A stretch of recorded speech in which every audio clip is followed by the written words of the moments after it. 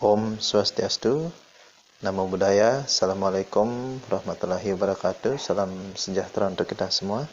Salam Rahayu. Jadi selamat datang di channel saya, Jero Pandit.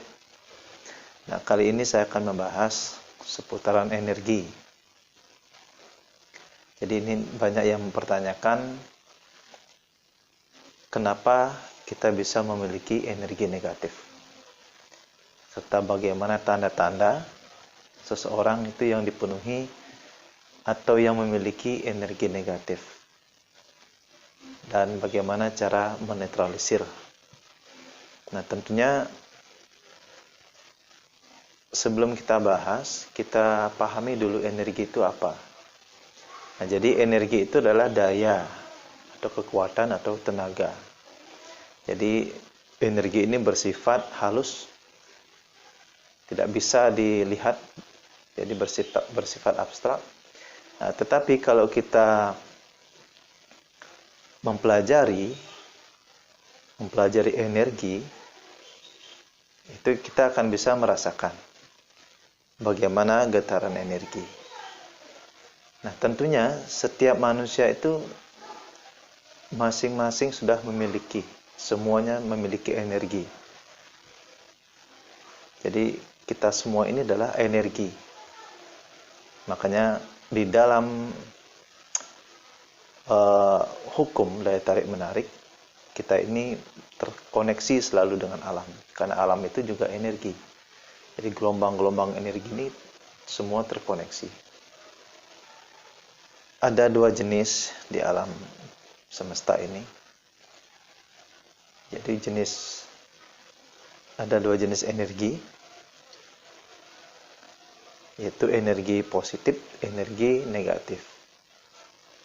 Yang kita bahas kali ini adalah energi negatif. Jadi kenapa kita itu bisa memiliki energi negatif, apa penyebabnya?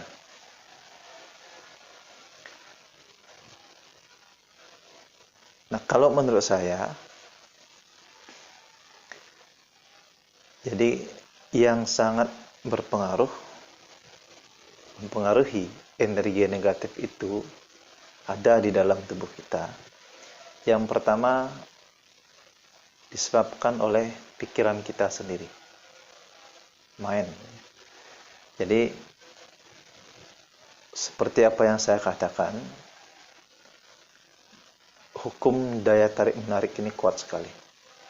Nah, kalau kita dominan, pikiran kita selalu mengacu ke arah yang negatif, jadi alam pun akan merespon demikian. Itu hukum daya tarik menarik. Apa yang kita pikirkan, itulah respon alam. Jadi pikiran ini akan menarik aura energi yang sesuai dengan apa yang kita pancarkan. Kalau kita dominan berpikiran negatif, jadi aura negatif yang akan masuk ke dalam tubuh kita. Nah, karena energi ini kita tidak bisa lihat.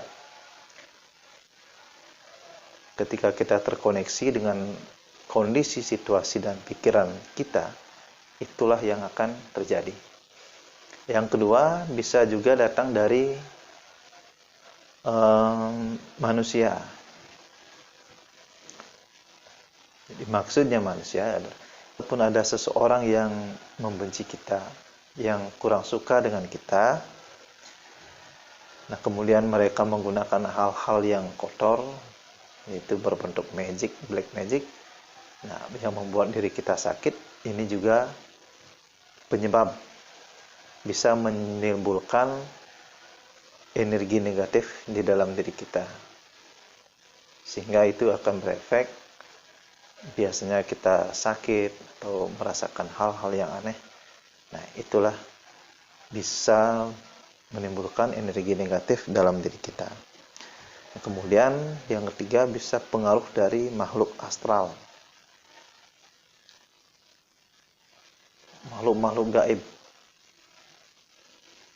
Karena saya punya pengalaman, dulu ada teman saya yang disukai kuntilanak, ya. Jadi roh ini selalu mengikuti teman saya kemana pergi. tidur, bermain, bekerja, ini selalu diikuti. Ini sangat berefek buruk sekali bagi kita. Jadi energi negatif yang cukup kuat di sini. Nah, itu penyebab. Itu datangnya dari internal diri kita sendiri, kemudian dari eksternal lingkungan, bisa juga. Nah, terus bagaimana ciri-ciri kalau tubuh seseorang itu ada atau dipenuhi dengan energi negatif. Nah, jadi bisa diperhatikan buat teman-teman. Nanti siapa tahu nanti Anda salah satu orang yang memiliki ciri-ciri tersebut, agar biar cepat bisa dinetralkan. Nah, ini tentunya sesuai dengan pengamatan saya di setiap hari ya. Karena saya sebagai seorang praktisi sangat mempelajari karakter-karakter atau jenis-jenis penyakit yang saya tangani gitu. Nah, jadi cirinya itu kebanyakan tenaganya itu lemes, tidak bertenaga. Jadi cepat lelah, kelelahan, cepat bosan. Nah, ini terlepas dari penyakit medis. Karena kalau kita sudah cek di lab, semuanya normal, kadar gula, kadar asam, itu semuanya normal, terus darah normal. Nah, ini perlu kita bawa ke jalan alternatif. Artinya itu sudah ada tanda-tanda ada energi-energi negatif. Walaupun kita sudah melakukan rest, istirahat dengan cukup, makanan sudah terjamin sehat, nah, tetapi kondisi seperti ini masih kita rasakan, artinya kita itu kemungkinan memiliki energi negatif ya, nempel di dalam tubuh kita. Yang kedua, biasanya jarang mandi. Kalau biasanya kita mandi 3 kali atau 2 hari sekali, ini bisa 2 hari sekali mandi sekali. Nah, ini perbedaannya. Sesuai dengan apa yang saya ceritakan, dulu teman saya ada yang diikuti oleh salah satu roh ya, roh yang paling bawah itu kuntilanak, kemudian diikuti selalu kemana pergi.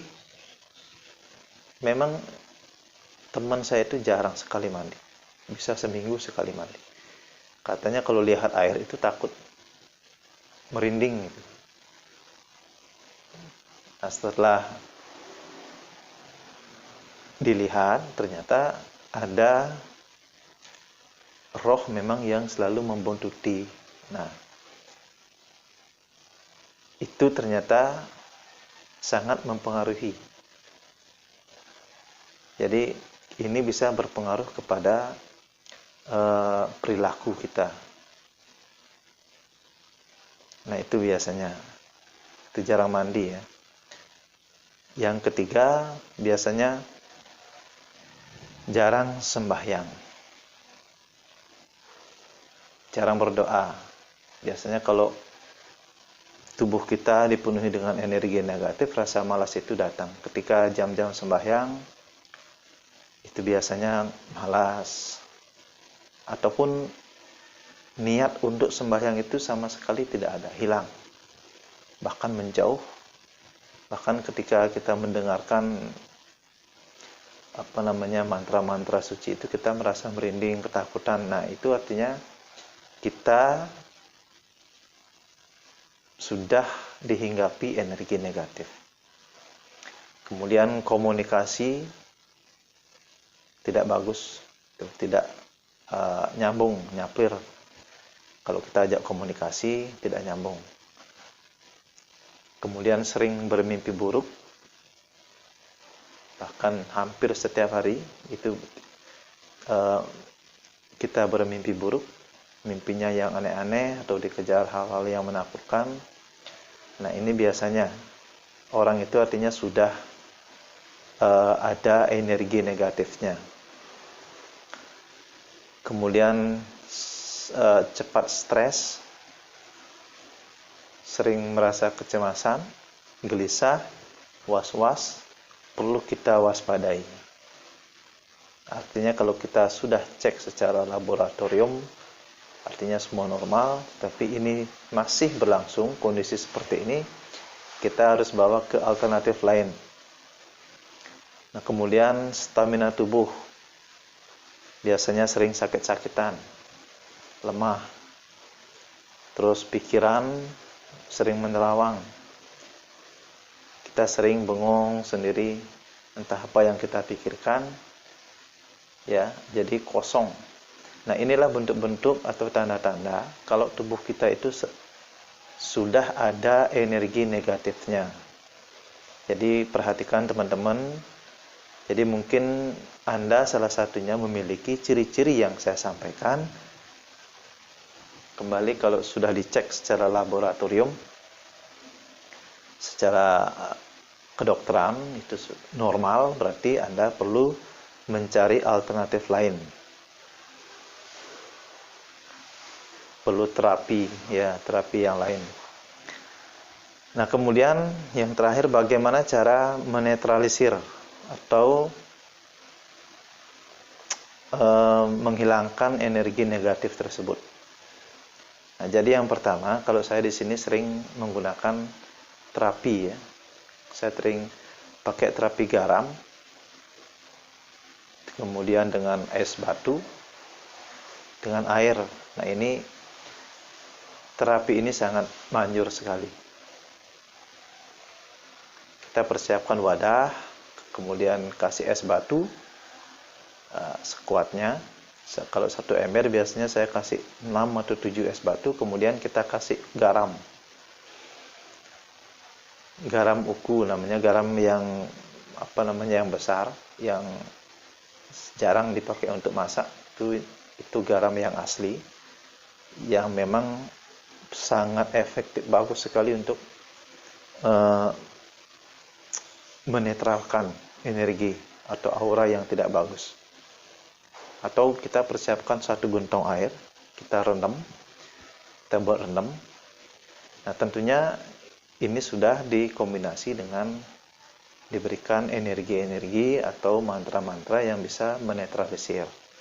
Itu sering saya gunakan terapi ini. Mungkin nanti di video berikutnya nanti saya akan buatkan tutorial bagaimana saya melakukan terapi ini. Nah, yang kedua, dengan melakukan mandi kembang atau melukat, kalau secara Bali, melukat, membersihkan diri dengan air suci. Air suci atau air suci yang dari alam. Kalau di Bali banyak sekali pelukatan-pelukatan. Nah, ini perlu kita lakukan karena tubuh ini adalah wadah penting bagi sang jiwa.